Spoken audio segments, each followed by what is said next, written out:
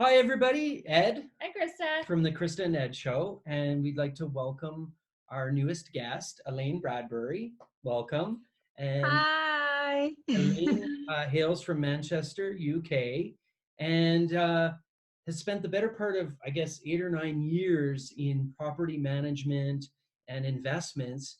And recently, I think in the last half a year, you've burned the bridges and gone out on your own, and you're a mother of one 4-year-old daughter, correct? Yes, I call her the small human because I don't like to think of her as a child. I like to think of her as my best friend, although she doesn't drink wine. But yeah. Yeah, nice. So tell us your journey. I mean, you went from being in the corporate world for the last 8 years, 9 years, and then you just said, okay, I'm going to go out and forge my own path. So how did that happen? Yeah, so where I was working, there is probably, say, 120 staff and a board of 5 directors. And it was quite a big corporation. We had over 10 branches, so smaller individual little offices dotted around Manchester. And they all work on selling property, buying property, commercial property, so shops and things like that as well. And basically, I'd joined a business when it first started, expanding, and it was great. I was given a lot of free rein. I worked my way up to director position, and then more recently, it kind of the company had got so large that things had to be put in place, like processes like authorization for putting out a job advert and a lot of box ticking. So although I'd come up with some brilliant ideas, well, I thought they were brilliant, it was kind of like you had to wait 3 weeks for somebody to fill out a form and a finance director to sign it off. And I think by that point, I'd kind of lost enthusiasm for it, really.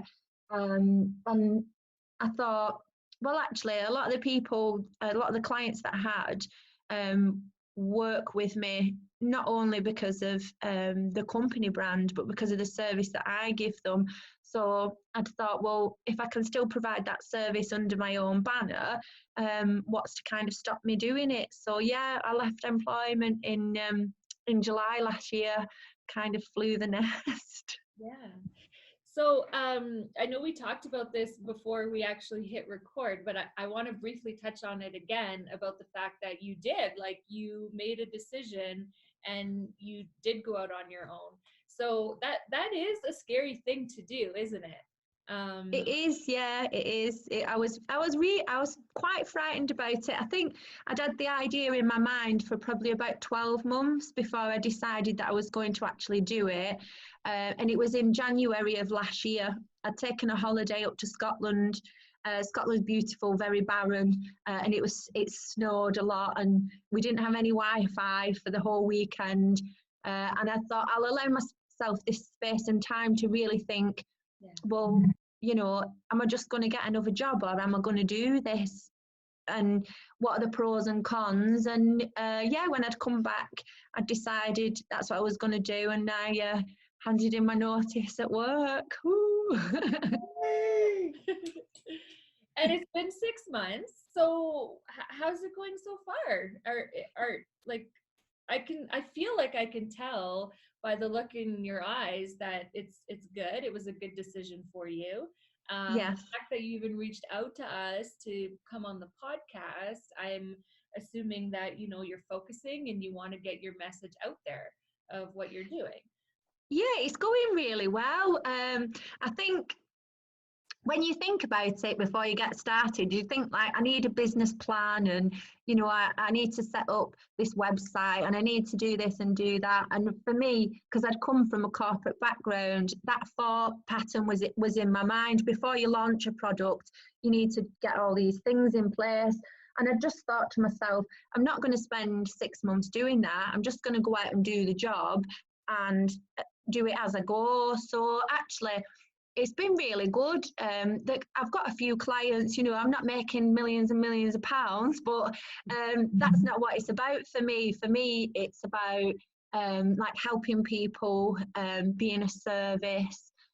provider to people, and having a business that's really genuine. So it's something that I believe in. If it's me, the buck stops with me. There's nobody else to, you know, pick anything up, and it's kind of interesting. It's a learning curve for me, coming from somebody who had a team of 20 people to just be myself.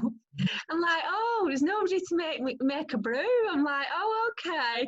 You know, and just working from home, I'm like, there's nobody else here. Like, there's the radio and that. But yeah, I'm really enjoying it, because you get so much creativity to do whatever you want your business to look like. That is entirely up to you, and that's fantastic. That's you know, I obviously need to pay my bills, but aside from that, you've just got to love what you do, haven't you, I suppose?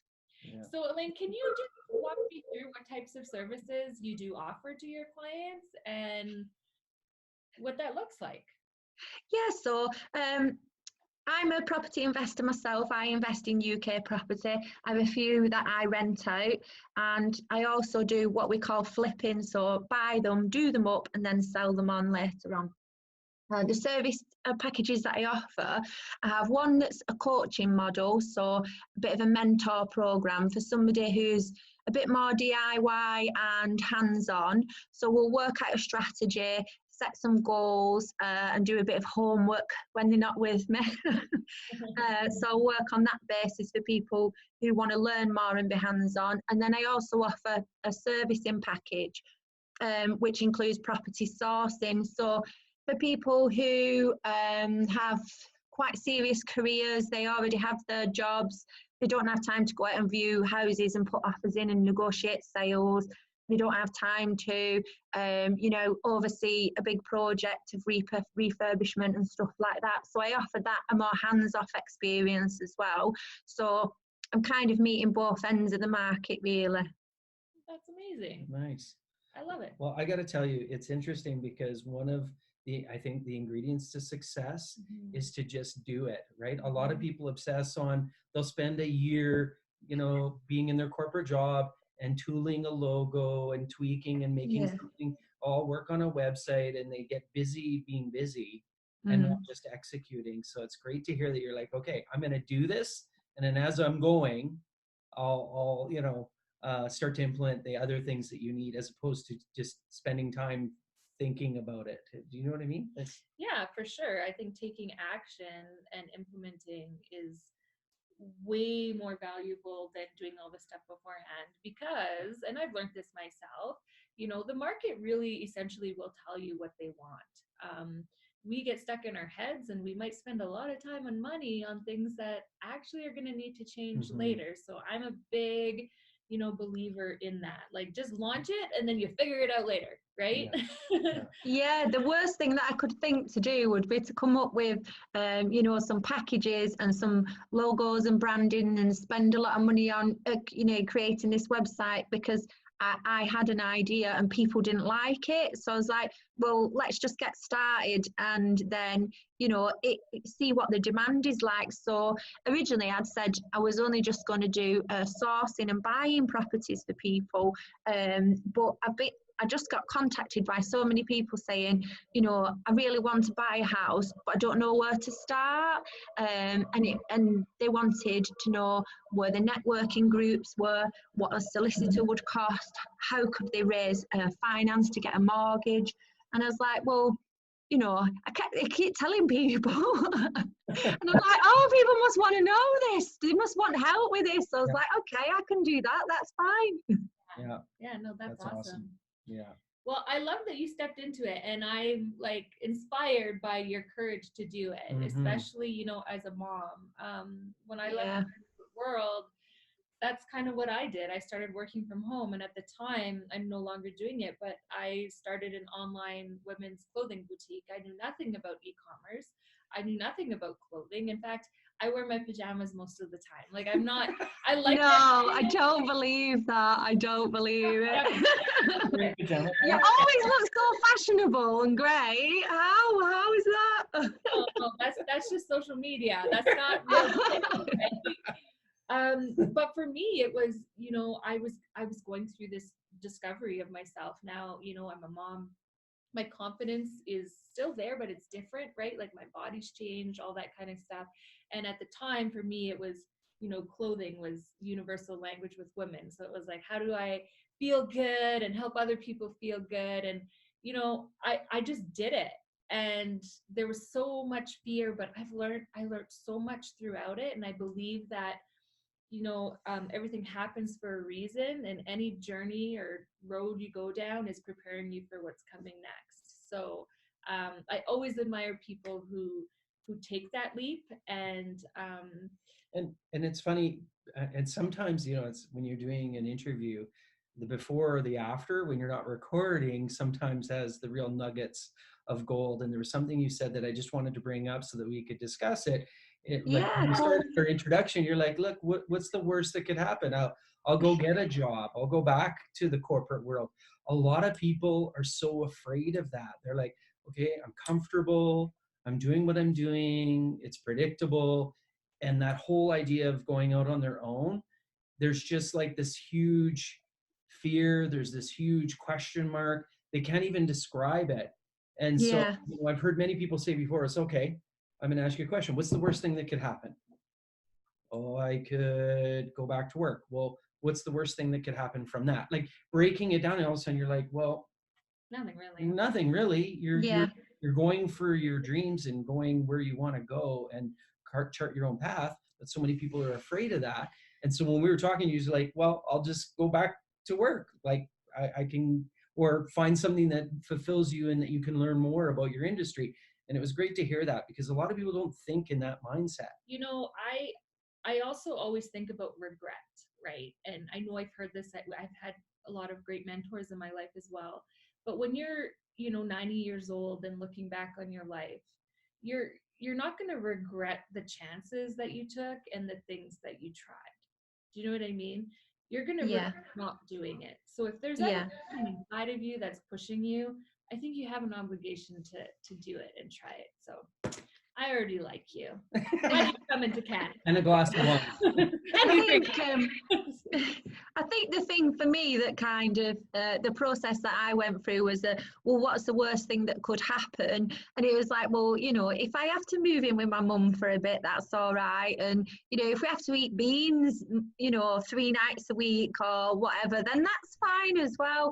And it was more like, because I'm a mum and I've got a little girl, I thought I wouldn't want her to live her life feeling scared of not doing, you know, of following her dreams. And I think, well, I can't teach her to, you know, be brave and be ambitious and the world's her oyster if I'm still sat at my desk every day thinking, oh, if only I could start my own business. It's like, you know, practice what you preach, you know, you're telling her that like the world is this amazing place and you can be who you want to be, but you don't believe it yourself. It's like, come on, sort yourself out.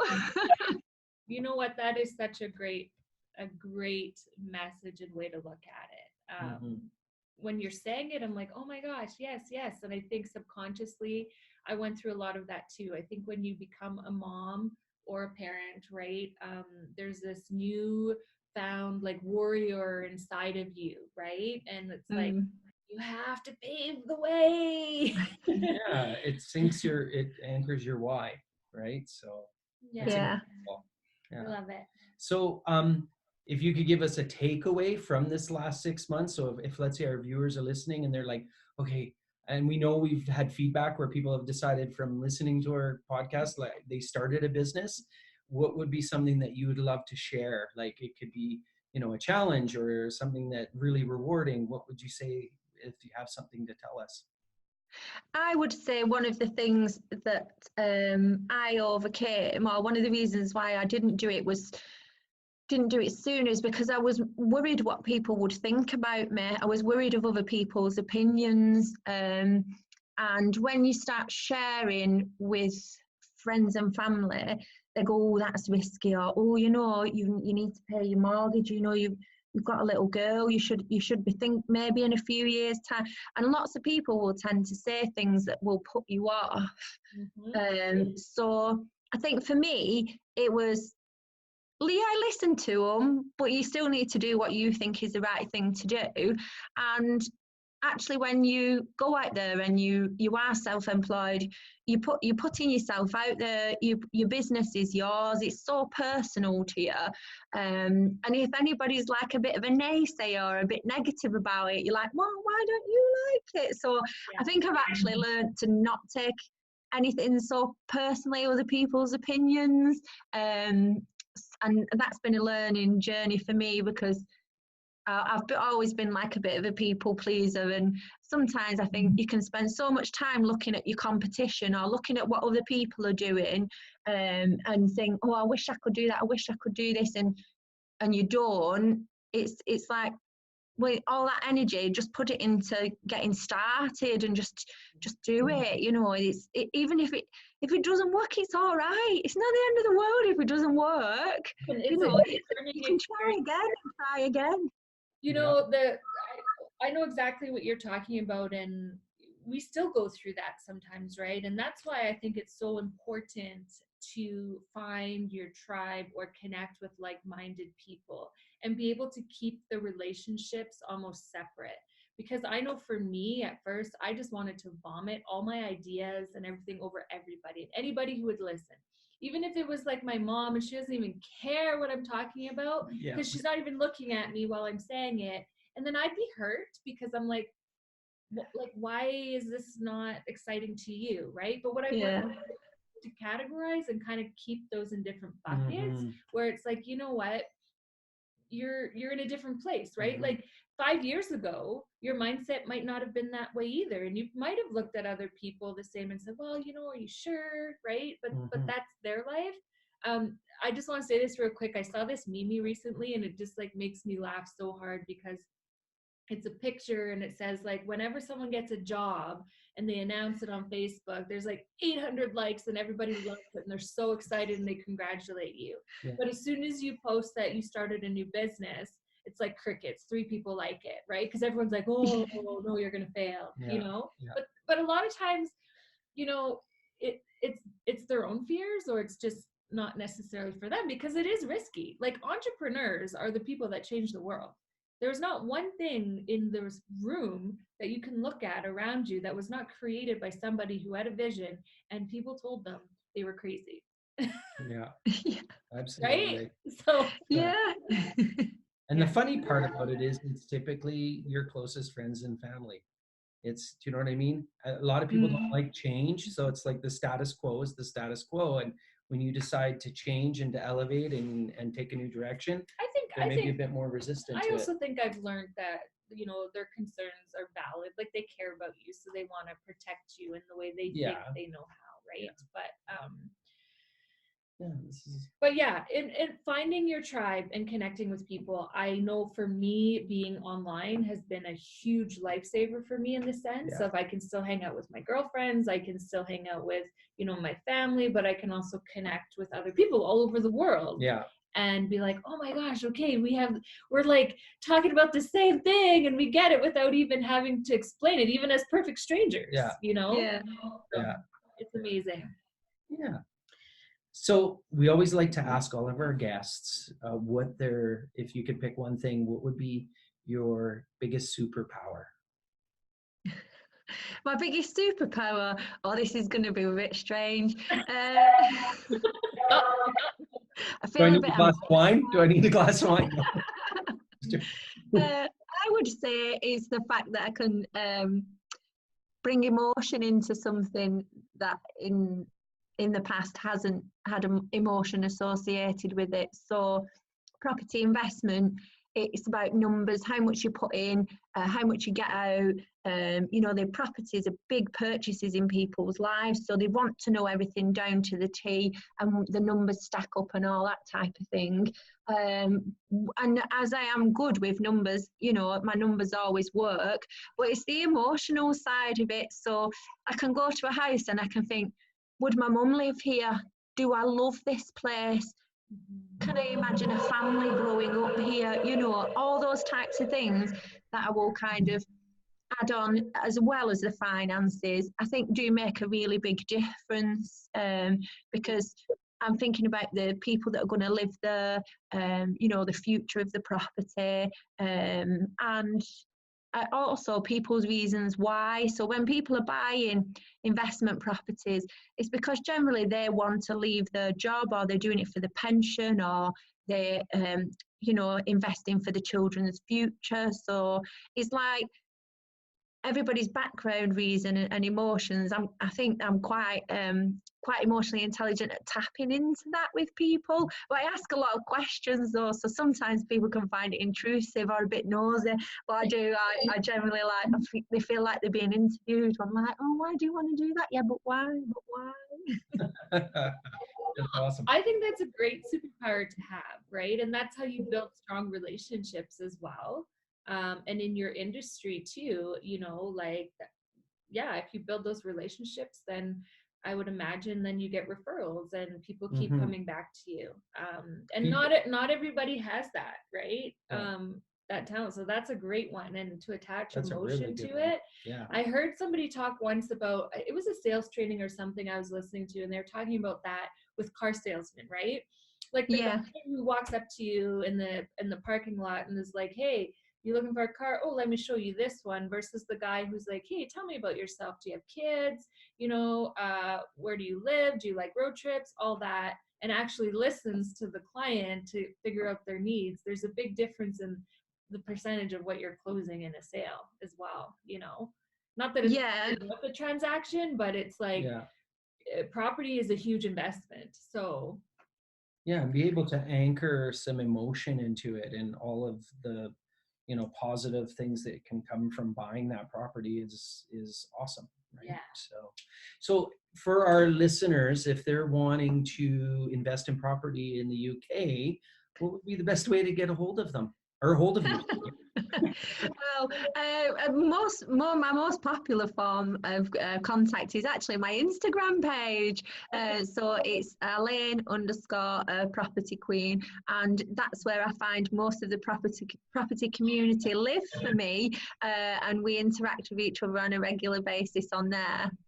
Okay, well, we will share that link with our viewers and listeners. And also, we like to ask our guests if you have a question for us just before we wrap up. So it can be for both of us, it can be individually, or if you don't want to know anything, we're fine with that too. Yes, tell me about how you chose a like a brand or a style for the clothing. Then what kind of how did you go for it? Why didn't you decide to do, like, you know, gym gear? Okay. That's a good well, one. You know, it's a great question. And even though I'm not doing the boutique anymore, I honestly, I have a passion to even possibly restart it. But my story really was... Oh, you've talked about it now. You're going to have to do it. Everybody knows. Yeah. How would you do it? You know what, for me, like I said, it was really more about self-discovery. So what had happened is I had my daughter, she's 8 now. And at that time I was like, I'm going to leave the corporate world. And then I didn't. Right. And I said, okay, well, I'm going to stay on mat leave and I'm going to just be a mom. And I didn't. I joined, you know, a Arbonne MLM, and I was like, hey, I got to do a business. So when my son came along, I told myself, you know what, this time I'm going to be present and I'm not going to go after my crazy ideas. I'm going to be a stay-at-home mom. And we were building a house at the time. And I said to myself, you know what? We've already spending all this money, and I'm a creative person, and I have an idea of what I want for decor for my new house, but I don't want to go and buy all new furniture because I can't. And the stuff that I want, I can't afford. So I started redoing furniture, like chalk painting stuff. So I went to thrift stores. I bought, like, you know, like $20, you know, solid wood coffee tables. And I pretty much have done our whole house. Yeah. So I didn't do what I said I was going to do, which was just be present with my baby. So what happened was, he was like 3 months old. I had all these people now who wanted to buy my furniture. She had clients, deadlines, refinishing. Our garage was full. Our house was full. And I'm like, oh, this isn't fun. Oh, it's my story. Sorry. It was fun. It was fun, but I had this thing where honestly, like, I was in the garage and I was painting like a dresser, and my son was in his swing. And this was a pivoting moment for me. And I think everybody has that at some point, right? And he was smiling, and I remember like crying, right? Like, I had my husband's t-shirt on, which I'd been wearing probably already for 7 days because it was comfy. I didn't have to get dressed. Like, I was breastfeeding. I was a mess anyway, you know? Um, and I remember thinking, like, what am I doing? What am I doing? I was supposed to spend this time with my son, and here I am now taking on clients, and I'm painting while he's sitting in his swing in the garage. I had this huge mom guilt. So I was like, what can I do to make money, but still paint as a hobby and my own term? Anyways, I came up with clothing because in that moment I was like, what is one thing, like, God, please tell me, what is one thing that would make me happy right now? And I remember I went back to my corporate days, and I remember at lunchtime, if I was having a hard day or went through a meeting, that I would go shopping at lunch. And I'm like, there's nothing that makes a woman feel better than a new top or jeans or just honestly, like, you walk different, right? So I was like, oh my God, what if I could find clothes that I feel comfortable in, but that are also beautiful, that women don't have to spend like $300 on? Because, you know, I think I have good taste. I go to a store, and the one skirt that's $300, you better believe I'm going to touch it, you know? And now I'm like, I'm a mom and I don't want to spend my money on myself anymore. So I'm like, there's got to be a way. So I went on this path of that. It was within a month. I'm like, hey, we're traveling. We got to go here. We're going to Las Vegas for a show, sourcing. We got to go source all this stuff. And that's honestly where it started. So for me, it wasn't about like, okay, I want to make money and sell a product. It was about, how can I balance my life, but start with me? How can I empower myself by also empowering other people? Mm-hmm. Because I know that that's what fulfills me. And that's where it started. And that's what I did. So my brand started being built more around that, to start. And then I realized I was attracting all these women who were in the same boat, right? It's like, I had so many people come to me and they're like, you made me feel beautiful again, and thank you. And it's not about the clothes, right? It's just about, yeah. So long answer for. No, that's beautiful. It's a very nice story. I like to hear about you painting the furniture in your moment of transition. I think quite a few mums will have had that moment where you think, oh my gosh, what am I doing? I wasn't meant to do this. And you kind of get carried away, don't you? But then you know you need something, or else you'd lose your sanity. So yeah.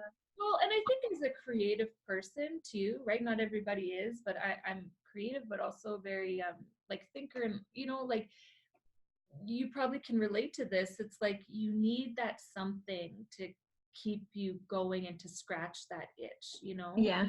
And for me, yeah, that was it at the time. So yeah, you need that outlet, don't you? I wondered because when my daughter was born, I didn't enjoy maternity leave. I did enjoy spending time with her to a certain extent, but I was definitely ready to go back to work, because I just felt you know, it's really strange. It was really strange for me. I just felt I had no creative output, and you know, I'd kind of just become a mum, and it was like, oh, but I really enjoy like work, but I need to make it work for me and her as well. So yeah, there's definitely crossroads, isn't there, that you go through. Well, and I think that's the thing, when you're working, especially in a certain environment for so long, like, it becomes your identity too, right? So when you leave, you lose that in a sense too, a little bit, where you're like, oh, you know. And I think because I had my first daughter, and I went through all those emotions and things, but I didn't really listen to myself. The second time around, I just had more of a, like, okay, like, it's now or never, you know, like, I'm not getting younger, right? If I was in my 20s, I could make excuses, but now it's like, all right, you know, like, sometimes you just gotta do it. Yeah. And I think because I listened to myself, and I went down that path, it makes me stronger now, and I'm able to, you know, take risks more too, with a different perspective of like, oh my gosh, you know, like, it's not about transactions all the time, you know, like when when you make it, if that is your whole idea and you have all the money in the world, you know, you have to still have a passion for something, or it's not going to get you out of bed. You know what I mean? So yeah, you'll just end up going to too many parties.